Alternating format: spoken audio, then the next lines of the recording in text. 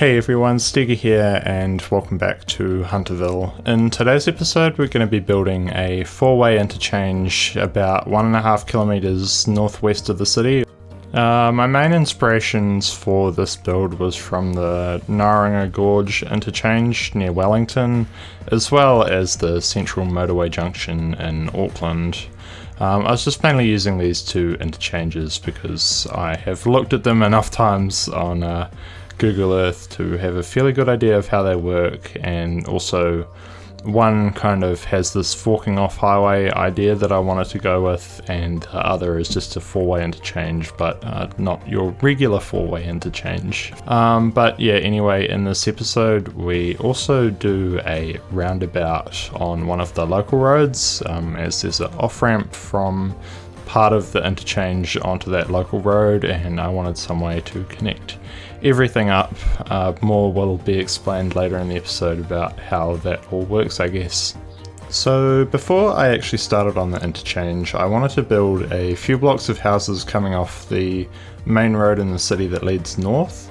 I imagine that these houses would have been built a long time ago when this main road was the only way out of the city, and as such would have been in the way of constructing the highway, and some buildings would have to be deleted here, or bulldozed I should say. They're deleted in game but would have been bulldozed if this was a real city, and just to get that looking as realistic as possible, I decided to build out this whole area first and then go through and delete what I needed to. And here is just a process of placing down some houses that I've detailed in the asset editor, and then just doing that repetitively. And for the oddly shaped houses, I did them by hand with some blank pre-detailed houses that have like a fence at the front and a few trees around them, but on the sides and over the back of them they don't really have anything, so I can add things in manually. But I didn't really show much of that in time-lapse, and here I'm building on a bit of a steeper slope, and instead of doing like two lots of 4 deep houses, I did one 4 deep and one three tiles deep, and then put trees in the middle to kind of hide where the cliffs were. And here we're starting on the highway and creating these curved roads that will lead off to this direction, which will eventually lead out east of the city. But here it's just cutting through the neighborhood that we were building before. And yeah, for these curves I was just making straight roads, and then sort of deleting parts of them and making the curves within that. And for that larger curve I made it so that the radius of it was 240 meters, which is quite large, but would be very safe to drive around at 100 kilometers per hour, which I imagine is what this road is designed to be for, even though you probably can't do that except for at like midnight or something, because there'll be a lot of traffic leading into the city. Anyway, what I'm doing on screen right now is I changed all the elevations of the road segments with the electrics mod. I picked the height of like one segment in the middle and sloped the each side based off that one so that it raises slightly, so that they didn't have to do so much excavation when building this, but is still relatively gentle so that people have a smooth journey along here. Anyway, in the first place, all this excavation needed to be done because the alternative would have involved bulldozing a heap of different houses, and that probably wasn't ideal. Also, there is quite a big terrain difference between the northeastern exit, which I'm building now, and the southern exit of the interchange. Anyway, here I'm just using the intersection marking tool and node controller to kind of make those nodes look a lot better. I use the intersection marking tool just for the lane lines as well as the chevron for there, and with node controller, by shifting some of the roads to one side using the outwards feature, by changing the numbers for that, you're able to get the lanes lined up a lot better than what you would just doing things with vanilla. But that brings us to the final part of this section of the episode. But before we go into the cinematics for this part, I wanted to show you my sort of failed attempt at building this intersection that I decided to scrap because I didn't really like the fact that there were tunnels and the terrain was a bit too steep leading up the hillside, that I decided to start this over and make what I've done here instead.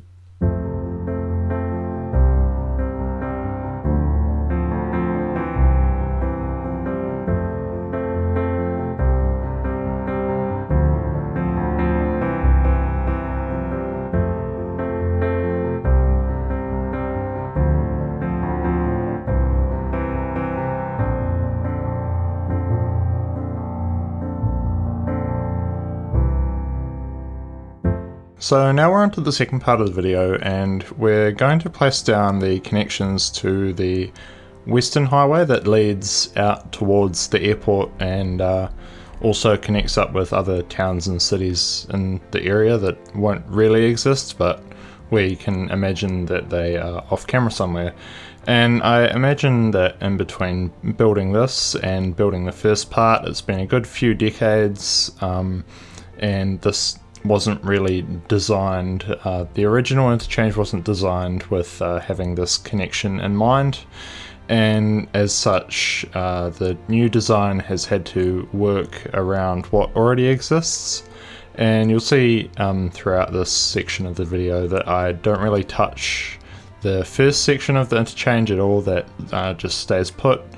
And all these ramps kind of have to work around what's already here, even if it's not quite the most direct route to where they're trying to get to on the other highways. But yeah, it's just one of those challenges that people may have had to face when designing this, as there was already stuff there. And this connection is going to connect to all three of the other directions. Unlike the other one, this will actually connect to everything. And there'll also be a small interchange onto local roads from this direction only, and that connection from the other directions will be covered by other partial interchanges throughout the area, one of which I built in the last episode with those fuel off ramps. And yeah, here just trying to get all the curves and things right, going like all out to my 30 units again, or 240 meters. I think I said 240 meters in the earlier part of the commentary, but that's also equivalent to 30 units in game. And then just once I'd got all those basic connections done up, I just went through and did all the intersection marking tool stuff here. And for where the lanes merge, I just kind of continued the center line on, but had it merge in, and then the lane kind of ends abruptly. I tried to always keep a segment or two after where the ramp joins the main part of the highway, and then kind of the lane drops off after that, so you've got say 100 or so meters to merge into the other lanes in the highway before the lane ends, which is just a bit more realistic as it gives people an opportunity to change lanes in potentially fast moving traffic. And yeah, here again is the intersection marking tool stuff.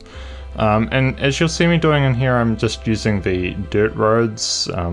It's mainly since you have all the like snap to grid and things work with that, whereas with the highway roads they don't, because the game doesn't see any reason why you would care about the zoning stuff for highway roads, but when you're detailing, sometimes it just helps to know how big your curves are and things.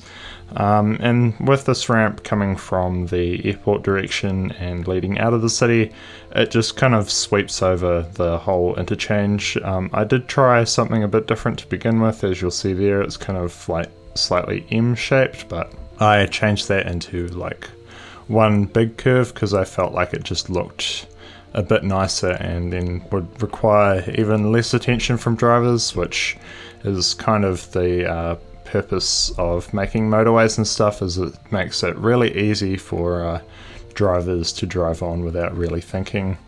And here, just using the outward numbers and changing them again, you'll see that for where it merges into the highway itself, I think I set it to 4, because that's the difference between one lane on that road, as it goes from like 3 to 2 on one side and 1 on the other, and then gradually step that down to make the transition not look so abrupt, and also the cornering of that road makes it look a bit less apparent what I've done there with Node Controller, because sometimes that stuff doesn't really work out looking all that nice. And then here I think is coming from the Eastern Highway and getting across there. It's just kind of a ramp that merges into the same one that comes from the northeast, and then all that just merges together into 2 lanes, and then you're picking up that 3rd lane that comes in later that leads out of the city. And here is the exit onto one of the local roads. It just kind of splits off from one of the ramps and then expands out to 2 lanes, so that people turning right who need to cross traffic aren't blocking people who are turning left. And depending on how I decide to set that up, I may set it so people can turn on red.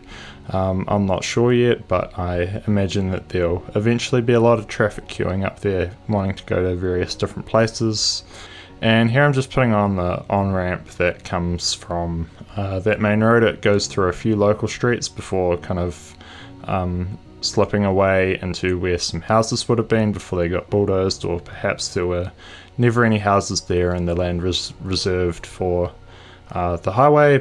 But that brings us to the end of actually building the interchange, with this being the very last ramp. So now I'm just going to give you a quick overview of what directions go where. Coming from the south, you've got 1 lane going to the Western Highway, 2 lanes heading northeast, and 2 lanes heading east. From the Eastern Highway, you've got 2 lanes heading south and 1 lane heading west, and no connection directly to the Northern Highway. There is a on-ramp going onto the ramp that heads west from there, coming from the local street that only goes west though. From the Northern Highway, you can either go south on the middle 2 lanes or west on one of the ramps that takes you over the interchange. And coming from the west, you've got plenty of options. You've got 1 lane south, 1 lane east, an off-ramp from that east lane into the local streets, and 1 lane heading northeast. But that pretty much covers it, and then we're going to move on to building a roundabout on one of the main roads.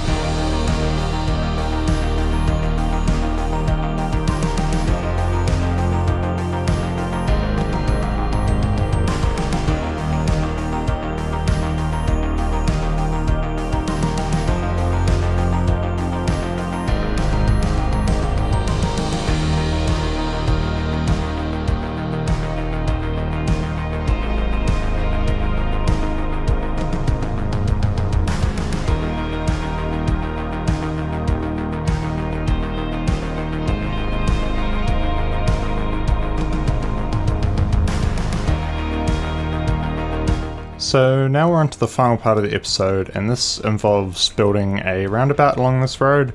To get the right shape, I created a circle off to the side and then shifted it over into place, as I felt that was the easiest thing to do, given that there's a lot going on here and I didn't want to delete anything more than I really had to. I decided to offset this roundabout a bit so that that house kind of at the top of the screen, I wanted that to stay there and not necessarily be demolished just for the sake of it being demolished. And yeah, now that we've got the basic road connections done on the roundabout, I'm now going around and using Node Controller to make the corners a lot nicer, just so that cars can turn into the roundabout quite easily. Parts of this roundabout are going to be 2 lanes, while some parts are going to be 1 lane.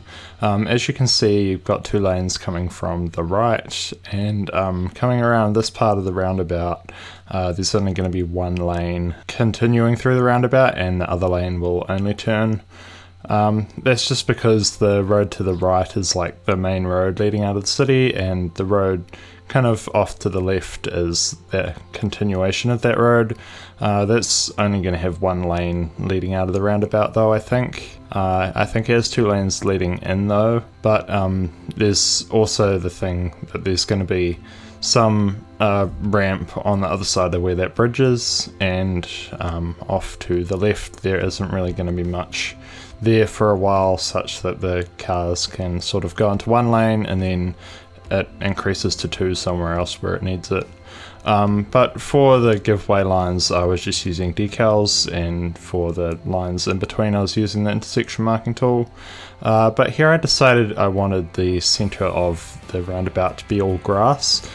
So what I had to do is take 4 circular ploppable grass things and turn them into procedural objects and modify them, because you'll find that if you try doing this with one and stretch it, it creates a whole lot of black stuff that doesn't really look all that nice, just because you're stretching something that isn't really made to be stretched. But now we're moving on to kind of the islands in between the 2 directions of the roads. And to do this I decided to use the curb networks as the outline and use these assets. I'm not exactly sure what they are, but they had enough vertexes that I was able to manipulate them around the shape of this island, and then change the color of them. I did try a few different things for this, but I found that nothing seemed to work, and using procedural objects on any sort of props just destroyed the textures and things. So I decided on this because here in New Zealand we have a lot of like reddish coloured islands in the middle of our roads. Here's an example of something of that sort. And then I was just going through and creating these signs for the exits of the roundabout to tell people where they're going to, if they're not familiar with the place, I guess, because once you've driven on a road enough times you kind of know where it goes. And just putting in a few signs, and Ballcott is a made up name and is going to be over the hills on the other side of the hills within the map's limits if I ever get to building that. And Taupō is a real life New Zealand town that is in the central North Island. And here I'm just doing another one of these signs. This one I did in GIMP and created the texture myself, and copied the state highway shields off some Wikipedia image or something, and then put in all the destinations and things myself. Same with this roundabout one that I'm working on now. I did that myself. It was not the easiest thing in the world to do. It took me quite a few attempts and probably about a day and a half or something to do all that. But anyway, here I'm just going through and putting this one in twice. I'm putting it on a gantry and then again on the side of the road so that people know where they're going, because I imagine that there'd be quite a bit of traffic coming in between here, because I think I have that off-ramp from what I've already built, plus there'll be an on-ramp on the other side, plus the roundabout, and it all would get really confusing. And just doing this last sign here. But we've actually reached the end of the episode, so if you've enjoyed this one, make sure to leave a like. If you've got any feedback for me, leave a comment. Subscribe to the channel if you're new here for more videos. I'm going to have one more video focused on the interchange we're working on today. That'll just be some detailing around it, including trees and things. Thanks for watching, and I hope to see you in the next one.